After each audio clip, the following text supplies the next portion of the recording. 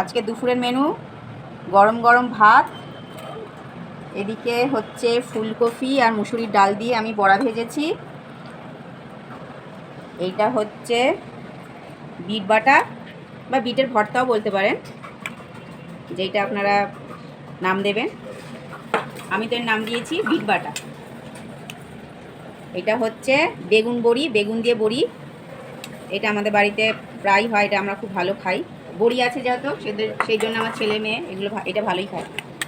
এটা হচ্ছে পেঁয়াজকলি আর আলুর একটু ওই ভাজার মতো করেছি।